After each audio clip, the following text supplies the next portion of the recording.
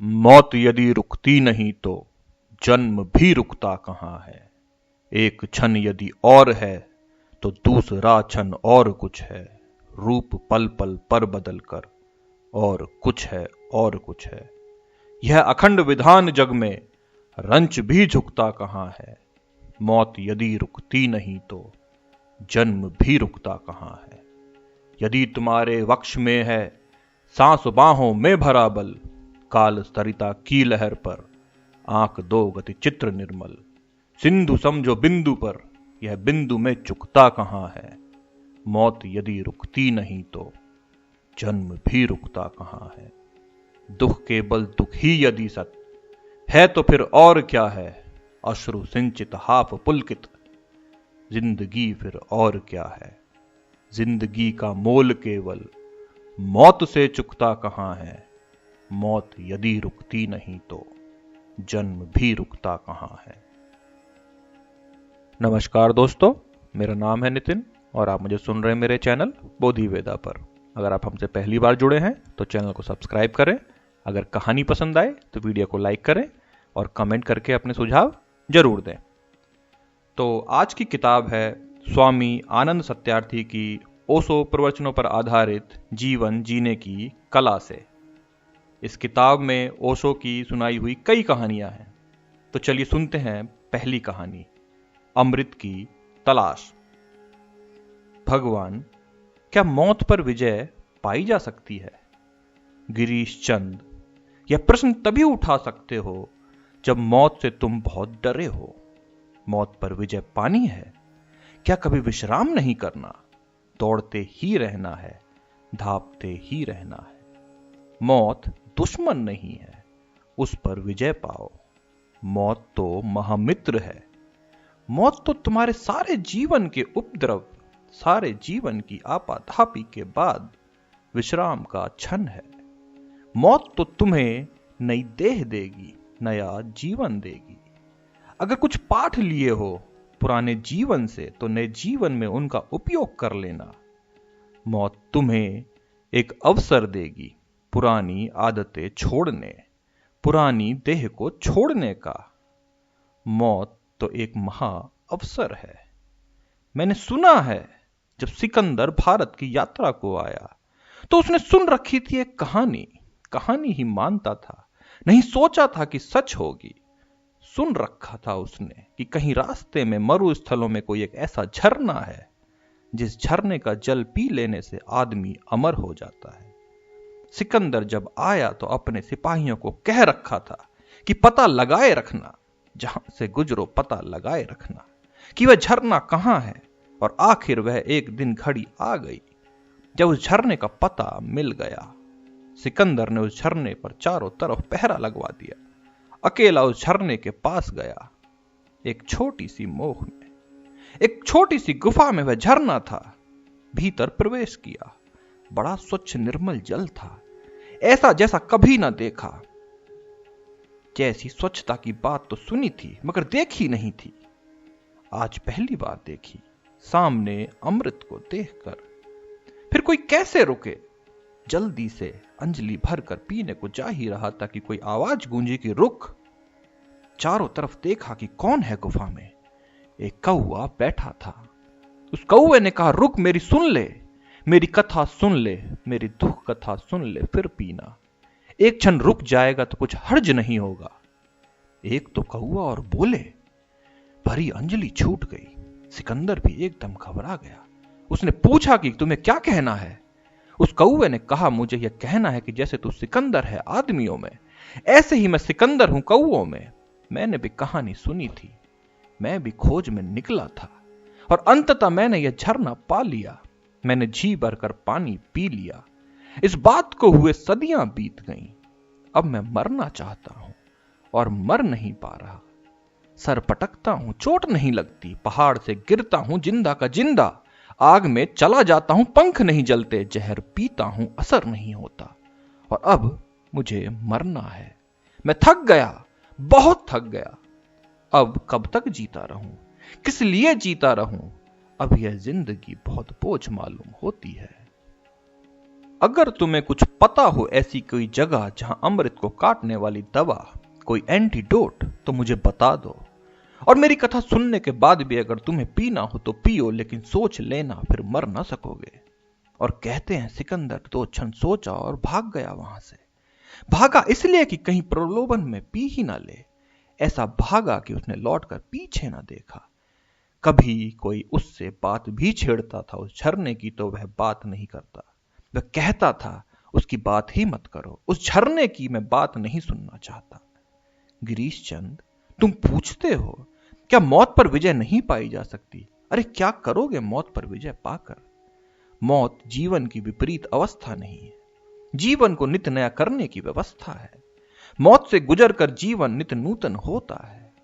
मौत जीवन का अंत नहीं, जीवन तो शाश्वत है। जीवन को जानो तो तुम्हें जीवन की शाश्वतता पता चल जाए। जीवन तो अमृत है ही, अब किसी और अमृत की जरूरत नहीं। और मौत को जीत कर क्या करोगे? असली सवाल यह नहीं कि मौत को विजय किया जाए, असली सवाल यह है कि जीवन कैसे जिया जाए। क्या फिजूल की बात पूछते हो? अभी जिंदा हो, इस जिंदगी का उपयोग हो सके, कैसा सदुपयोग हो सके, ऐसी कुछ बात पूछो। ऐसी कुछ बात पूछो कि कैसे जिए इस जीवन को समग्रता से, कि फिर दोबारा देह में ना आना पड़े। ऐसी कुछ बात पूछो कि कैसे जिए परिपूर्णता से, कि इस पृथ्वी की परीक्षाओं में फिर ना आना पड़े। यही तो जानने वालों ने पूछा है, जानने वालों ने समझाया और जताया। उपनिषद पूछते हैं, बुद्ध यही पूछते हैं, बुद्ध यही समझाते हैं, उपनिषद यही समझाते हैं। कुरान और बाइबल आखिर क्या समझा रहे हैं? एक ही बात समझा रहे हैं कि देह में होना एक विराट आत्मा को एक बहुत संकीर्ण से स्थान में बंद करना है। यह कारागृह है। तुम चाहते हो कारागृह शाश्वत हो जाए, इन सिंकचों के बाहर कभी ना निकल सको। उड़ान नहीं है मानसरोवर की तरफ, हंसा उड़ चला वदेश। उस दूसरे देश की तलाश नहीं करनी, इसी किनारे रहना है सदा सदा। और पाया क्या है इस किनारे पे? खोया है सिर्फ नहीं। मृत्यु को शत्रु मत मानो, मृत्यु के 2 उपयोग हैं। जो आदमी अंधों की तरह जिया, ध्यान विहीन जिया, उसके लिए भी मृत्यु मित्र है, क्योंकि वह उसे नई देह देगी, फिर नया बचपन देगी, फिर नई ताजगी देगी, फिर नई बुद्धि देगी, ताकि फिर जीवन का अनुभव कर सके। एक बार चूक गया, अगली बार ना चूके, इस आशा में परमात्मा दूसरा अवसर देगा। और जिस व्यक्ति ने जीवन को समग्रता से जिया, ध्यान पूर्वक जिया, जीवन को समाधि में रूपांतरित कर लिया, उसके लिए दूसरी देह नहीं मिलेगी। उसके लिए तो परमात्मा में निगम्य होने का अवसर मिलेगा। वह तो उसके विराट आकाश में लीन हो जाएगा, जैसे गंगा सागर में गिरकर लीन हो जाती है। उस लीनता का आनंद लेगा। वह आनंद शाश्वत है, सच्चिदानंद। वहां सत्य है, वहां चैतन्य है, वहां आनंद है। देह नहीं होगी, सिर्फ बोध मात्र होगा, चिन्ह मात्र होगा। और अगर तुम्हें यहीं वापस आना है तो घबराते क्यों हो? गिरीश चंद, ऐसे क्या घबराए? न मौत रुकती न जन्म रुकता। मौत और जन्म एक ही सिक्के के 2 पहलू हैं। इधर मरे उधर जन्मे। जन्म हो गया तो मौत होगी, और मौत हो गई तो जन्म होगा। सिर्फ उन लोगों को छोड़कर जो जाग कर मरेंगे। जो जाग कर मरेंगे वे ना तो जन्मे न मरते। वे उस शाश्वत को पा लेते जिनका कोई जन्म नहीं, मृत्यु नहीं। उस शाश्वत का नाम ही परमात्मा है। गिरीश चंद, पाओ परमात्मा को। मौत पर विजय पाकर क्या करोगे? क्या हाथ लगेगा? 70 साल की जिंदगी हो, 700 साल की जिंदगी हो, 700 साल हो कि 7,000 साल की हो, उससे क्या होगा? तुम वही दोहराए जाओगे ना। इतना दोहराने से भी तुम्हें समझ नहीं आती। इन्हीं गड्ढों में फिर गिरोगे। यहीं भूले फिर से वही भूले करोगे। नहीं, मौत पर विजय नहीं पानी है, जीवन पर विजय पानी है। और जीवन पर विजय किसे मिलती है? उसको मिलती है जो जीवन को जान लेता है। हम अपने से ही अपरिचित जी रहे हैं, यह भी पता नहीं कि मैं कौन हूं। मौत को जीतना चाहते हैं। डुबकी मारो इसमें कि मैं कौन हूं। पूछो एक प्रश्न सतत, मैं कौन हूं? और इतना उत्तर खोज लो। और उत्तर, ख्याल रखना, उधार ना हो, मेरा उत्तर तुम्हारे काम का नहीं। ना बुद्ध का, ना महावीर का, ना कृष्ण का, ना क्राइस्ट का, किसी का उत्तर तुम्हारे काम का नहीं। तुम्हें अपना उत्तर खुद खोजना होगा। अपना सत्य ही मुक्त करता है। दूसरों के सत्य सिद्धांत बन जाते हैं, संप्रदाय बन जाते हैं। दूसरों के सत्य तो बंधन बन जाते हैं। शुभ को करने में जो देर करता है वह चूक जाता है, और अशुभ को करने में जो जल्दी करता है वह चूक जाता है। जीवन का सूत्र यही है कि अशुभ को करते समय रुक जाओ और देर करो, और शुभ को करते समय देर मत करना, रुक मत जाना। अगर कोई शुभ विचार ख्याल में आए तो उसे तत्क्षण शुरू कर देना उपयोगी है, क्योंकि कल का कोई भरोसा नहीं, आने वाले क्षण का कोई भरोसा नहीं। हम होंगे या नहीं होंगे नहीं कहा जा सकता। इसके पहले कि मृत्यु हमें पकड़ ले, हमें निर्णायक रूप से यह सिद्ध कर देना है कि हम इस योग्य नहीं थे कि मृत्यु ही हमारा भाग्य हो। मृत्यु से ऊपर का कुछ पाने की क्षमता हमने विकसित की थी। यह मृत्यु के आने तक तय कर लेना है, और वह मृत्यु कभी भी आ सकती है, वह किसी भी क्षण आ सकती है। अभी बोल रहा हूं और इसी क्षण आ सकती है, तो मुझे इसके लिए सदा तैयार होने की जरूरत है। प्रति क्षण मुझे तैयार होने की जरूरत है। तो कल पर टालना, अगर कोई बात ठीक प्रतीत हुई तो उसे आज से शुरू कर देना जरूरी है। अगली कहानी संतोष कब होगा। जागो, और ध्यान केवल इतना ही होगा कि थोड़ी देर के लिए बाहर को बंद करेगा, ताकि भीतर के स्वर भी सुनाई पड़ने लगे। सुना है कि तुमने कि कृष्ण की बांसुरी बजती है तो फिर गोपियां अपने घरों में काम नहीं कर पाती, उनके हाथ पैर डगमगा जाते हैं, गगरी छूट जाती है, मथनी भूल जाती है, भागती है मदहोश। यह कथा तो केवल प्रतीक है। इंद्रियां प्रतीक हैं गोपियों की, इंद्रियां त्रैण है। और जिस दिन भीतर की बांसुरी बजने लगती है, सुनाई पड़ने लगती है, बांसुरी तो बज ही रही है, लेकिन जिस दिन तुम थोड़ा सा ध्यान उस तरफ लगाते हो और बांसुरी सुनाई पड़ती है, बस इंद्रियां फिर भूल जाती हैं अपनी मथनी, अपना दूध, अपनी गगरी, अपना काम, मदमस्त होकर भागने लगती है। वह अंतिम दशा है जहां भीतर के कृष्ण की बांसुरी बज रही है और सारी इंद्रियां उसके आसपास नाचने लगी, परिधि नाचने लगी केंद्र के पास। इसको हमने रास कहा है। और कृष्ण नाच रहे हैं और गोपियां चारों तरफ नाच रही हैं। तुम्हारी हालत उल्टी है। गोपियां भाग रही हैं, तुम उनके पीछे भाग रहे हो। और ध्यान रखें, कोई गोपी उससे राजी नहीं होती जो उसके पीछे भागता है। तुम भागे गोपी के पीछे कि गोपी गई किसी और के पीछे, कि तुम बेकार हुए। वह तुम्हारा भागना ही बता देता है कि तुम अपने ही मालिक नहीं, दूसरे के मालिक होने का हक कहां से पाओगे। इंद्रियों के पीछे भागता हुआ आदमी इंद्रियां भी समझ जाती हैं कि कैसे बेकार हो तुम, कुछ भी तुम्हारे पास नहीं, तुम शूद्र के लिए भाग रहे हो। सचेत हो, ध्यान तुम्हें सचेत करेगा।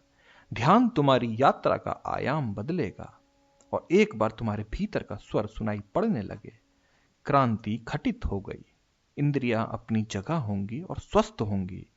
उनका नाच भी चलता रहेगा, क्योंकि उनके नाच में कुछ बाधा नहीं है, लेकिन वे परिधि पर होंगी, अपने स्थान पर होंगी, तुम्हारे साथ चलेंगी, तुम्हारी छाया होंगी।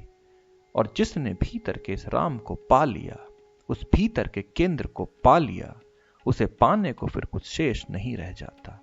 तभी संतोष फलित होता है, उसके पहले संतोष नहीं होगा। जीवन में नया करें, टूटते बिखरते अंधेरों से सुनहरे भविष्य की ओर ओशो के सुझाव, सहज किंतु क्रांतिकारी। धर्म और जीवन दो विपरीत आयाम ना हो, बल्कि एक ही संयुक्त धारा हो। धर्म नाच सके, हंस सके, गीत गा सके। धर्म सृजनात्मक हो। धर्म उनकी पूजा में जिनकी कुल कला अपने को सताने पर समाप्त हो जाती है, बंधा हुआ ना रह जाए। जिनको तुम संत कहते हो, उनके मनोवैज्ञानिक इलाज की जरूरत थी, तुमने उसकी पूजा की। भविष्य तुम पर हैरान होगा। तुमने विक्षिप्त लोगों की बजाय चिकित्सा के, उनकी शिक्षाओं को ग्रहण करने की कोशिश की। एक स्वस्थ धर्म एक स्वस्थ जीवन विरोधी नहीं हो सकते। वे दोनों एक ही गाड़ी के दो पहियों की भांति होंगे। उनमें से एक भी पहिया खो गया तो गाड़ी की गति रुक जाएगी। और अब ये हुआ, संतों के हाथ में एक पहिया था और उनके पूजकों के हाथ में एक पहिया था, तो गाड़ी चली ही नहीं, अटक कर रह गई। मेरी चेष्टा यही है कि दोनों पहिए फिर जुड़ जाएं और जीवन की गाड़ी फिर गीत गा सके, नाच सके, आनंदित हो सके। यह अस्तित्व थोड़ा अपने चारों तरफ तो देखो, इतने फूलों से भरा है। यह सागर, इनकी लहरों को तो देखो, यह आकाश, इनके तारों को तो देखो। इनमें तुम्हारा एक भी साधु ना मिलेगा, एक भी संत ना मिलेगा। मैं तुम्हें इस विराट अस्तित्व के एक अंग की तरह जुड़ा हुआ देखना चाहता हूं। मैं तुम्हारे भीतर भी तारे उगे हुए देखना चाहता हूं, फूल खिले हुए देखना चाहता हूं, लहरें उठती हुई देखना चाहता हूं। निंदा का स्वर समाप्त हो और निंदा का युग समाप्त हो, दमन की परंपरा समाप्त हो और जीवन का उल्लास हमारा भविष्य बने। मैं ये देखना चाहता हूं।